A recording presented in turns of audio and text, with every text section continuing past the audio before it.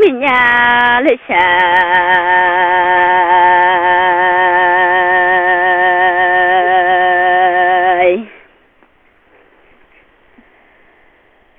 minya là ni cha cho nói tu ma thì ga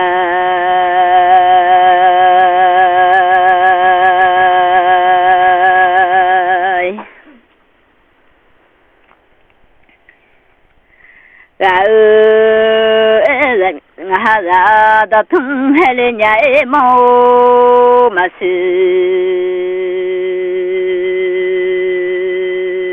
là đã thung hay mà nhà như nụ ra đồng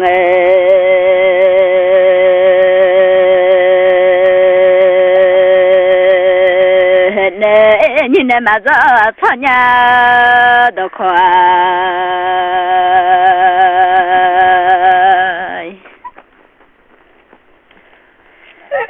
mà giờ cho nhà em mà này đó thu mà giờ ra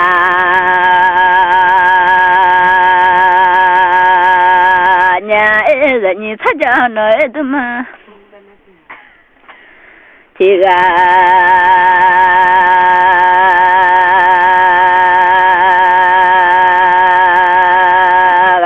em lô mà sự hình lo ra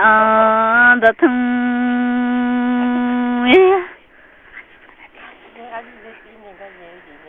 ra đó thu hết nè mà nhà như nụ nói ra đồng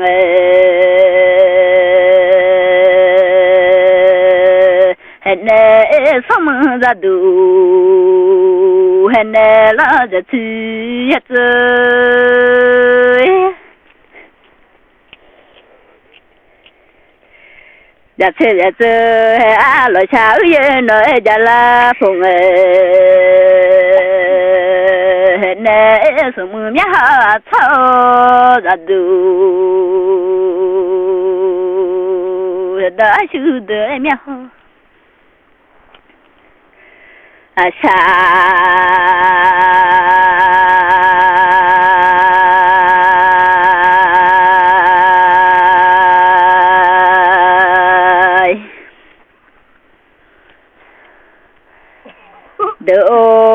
em nhớ theo nói mà bà chơi mi lô thà lên nhảy thiếu mà u thà nhà lo mà lại yêu đôi thà lên nhà bà chơi thế cho lo nani mà bà chưa theo nói mà thằng ngõ cha mi lô thiếu màu ở bông nữa nhà nói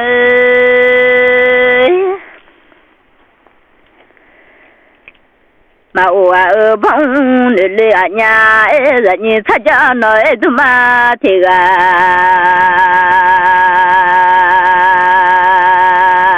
bà chú thì cho lo nani mà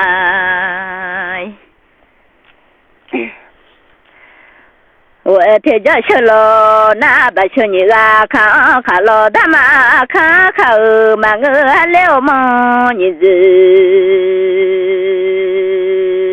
sao mà nhị ra khá lo mà ya nói chú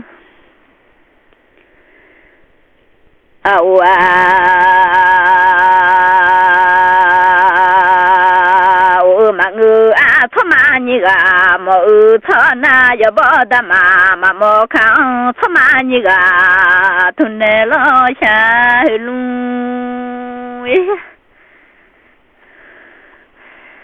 tôi qua là nè là xin nhị mà nói mà giờ lo na đa mà mò khang thọ mà cha nhị gà đôi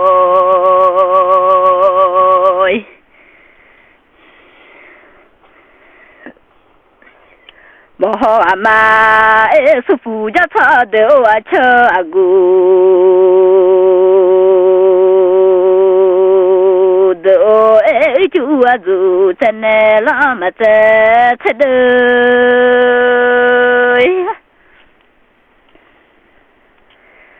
giờ ga là nè ở chỗ sắc cứ nói mà là chết thà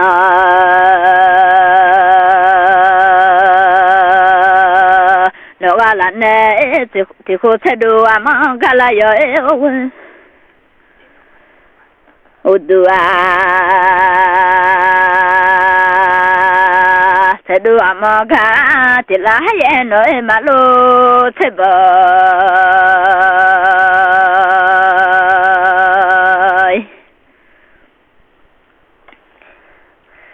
sẽ là lo thì khô đủ thế đủ mà gần chăm mi ya gỡ mà ngỡ nhà cho đôi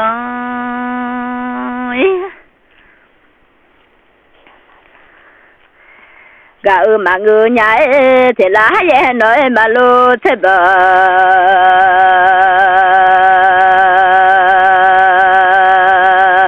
ga là nè mang khao sợ mang ở nhà mi ya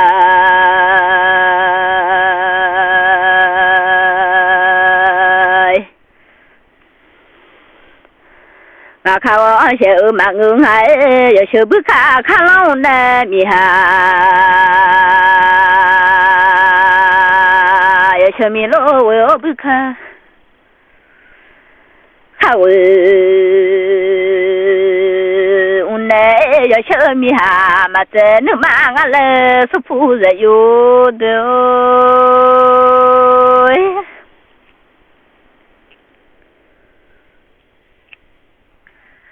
giờ chơi mà chơi thật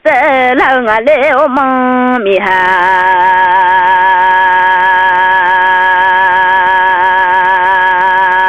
giờ chơi hơi xa nước mà chơi ngã lê ni mi hà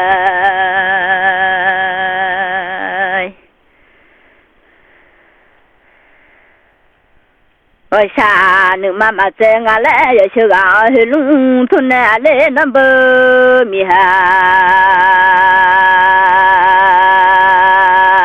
giờ chơi mi lô nói ngang thế đó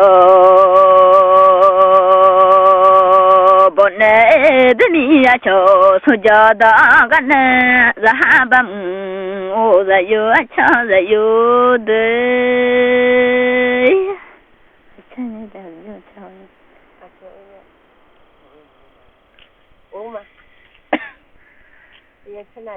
đó gaga là nè cho đó ga chân nè lo ni yum ngà thắt đeo đầm bên nè cho thầm đó ga chân nè ngà thắt đeo đầm bên nè cho mò đỡ chân nè lo ni yum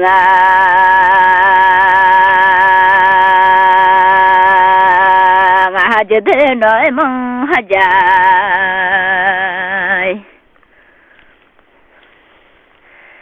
trên này cho thầm đó là cha thật đấyว่าđâm mà bị lo na cho thầm tệ cho mà luôn ai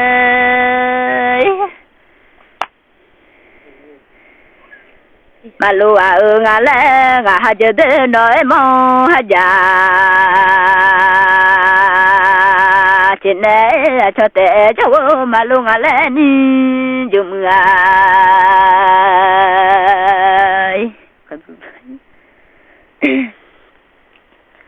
tệ cho mà lu ngà lẽ ra băm ô ra yo số phụ ra yo đấy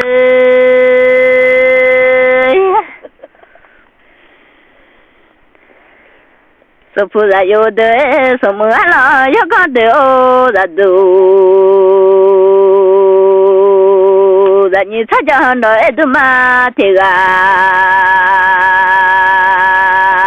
sự so ni mà có nhà dù nơi mà có nhà nhà xóa gì phải mà lù nhà là như thế cho tôi mà thì là cho đang ở khu vực này lo mà khó như nuôi mà khó như nuôi cứ ngắm nhà mà khó nói xa xa nó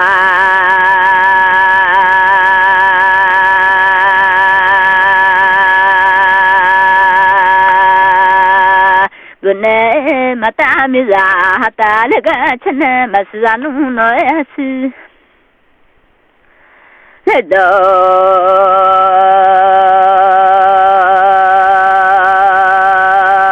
họ là này của dân nữ thằng nào để tham mồi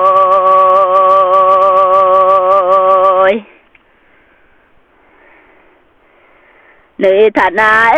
ở dưới xếp phi nói ôi thà cha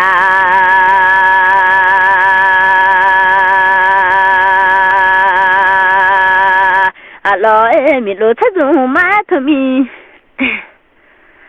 đó phụ lo na thì dùng má nhà tham mồ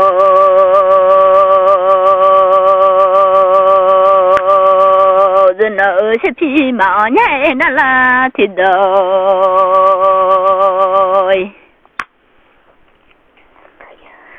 mà ở nhà của dân tham mồ nào thì thế mà xin ya phía bằng mà nhà nó là thì thế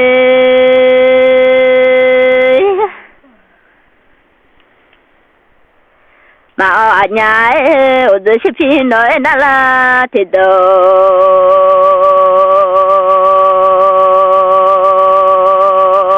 mà xin ya phía mà nói nó là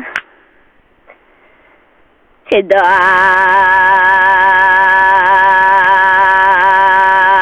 mà họ nhớ sao mà tha mà sự mà tha động nếu mà là tu giúp ya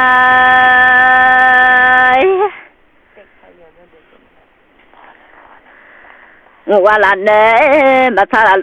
tha là tu giúp ya qua rồi để đó sao là tu lo chưa rồi lo đó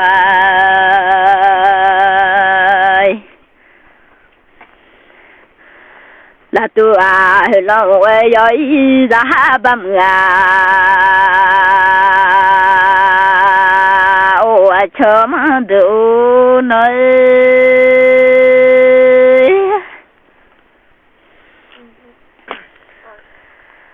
cho mà đủ mà bao nhiêu khung mà nhà ô đủ để lấy mi thế mà đó nhà thế ha ô đủ